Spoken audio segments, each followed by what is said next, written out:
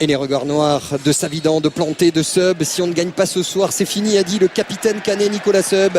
L'opération Sauvons la famille lancée, a rajouté Steve Savidan. Pour quand, c'est sûr. Il va falloir emballer le match et gagner. Ou alors croire au miracle. Anthony De Rohan, contrôle orienté, l'ouverture pour Ben Kalfala qui est passé dans le dos de Pichot. Le jaillissement, la vitesse, les appuis de l'international tunisien qui est passé techniquement. La faute de Pichot. Et on a un coup franc et on est tout près du carton qui plus est. Oui, parce que c'est une faute volontaire.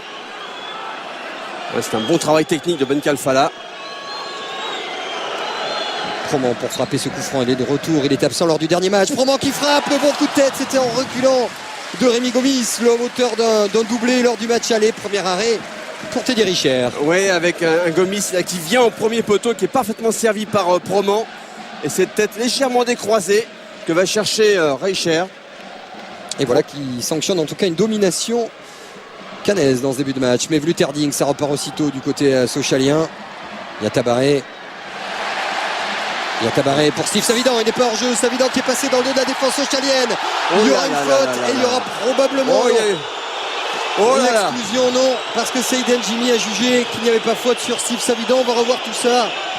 Regardez sur cet angle-là, on a l'impression qu'il n'y a pas faute. Mais il n'y a pas du tout de geste. Ouais, c'est lui-même. C'est lui qui se prend sur sa jambe opposée, Savidan. C'est vrai qu'on a l'impression que s'il le touche, c'est absolument involontaire.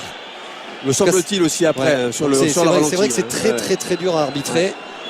Barzola avec De Rohan. Au deuxième poteau, il y a le maître. La reprise peut-être de Ben Kalfala qui s'imposait. La déviation à la but. Non, parce que le drapeau s'est levé aussitôt. Reynald Lemaître avait dévié positivement. Ce ballon but annulé. Alors on voit cette action. Centre, le ballon dégagé de la tête. Ça revient sur Ben Kalfala qui est en position. Joue une volée. Et le mettre en position de hors-jeu, indiscutablement. Ouverture de Dalma pour Jokic, il n'y a pas de hors-jeu.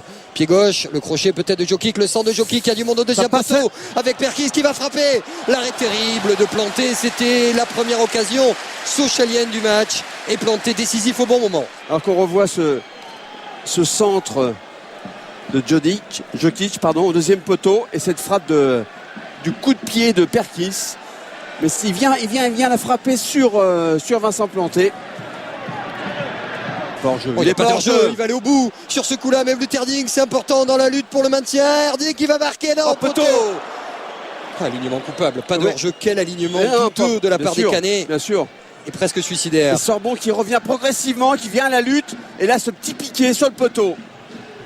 Stéphane Dalma, c'est un joueur expérimenté, c'est un homme des coups de pied arrêtés. La frappe de Dalma, c'est sur la transversale de Vincent Planté.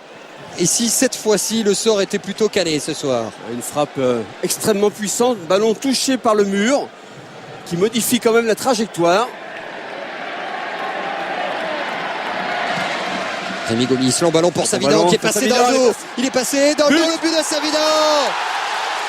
Le but de Steve Savidan, il n'avait pas marqué depuis 10 matchs, il s'est arrêté. Et tout le banc canet, tout le stade Michel Dornano qui explose, on l'avait dit, il suffira d'un ballon, d'un but pour que Caen double au moins le temps de quelques minutes. Sochaux au classement, Savigol est par là. Et Caen, au pire moment de son match, mène 1-0. Oui, sur un formidable appel de Steve Savidan, un au moins bon ballon de Sorbon, je crois, qui devance la sortie de Richer. Et Fatih qui perd un duel qui coûte très cher. Voilà, le petit externe qui va bien, qui lobe Richer.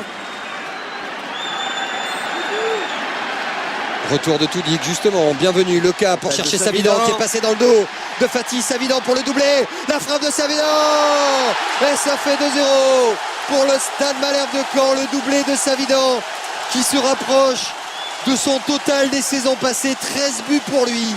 Un parfait ballon de Leca, me semble-t-il.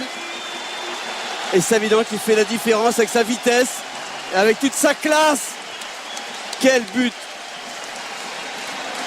Quand la confiance revient. Et c'est du Savidan pur jus. Il y a la rage, il y a le geste décisif.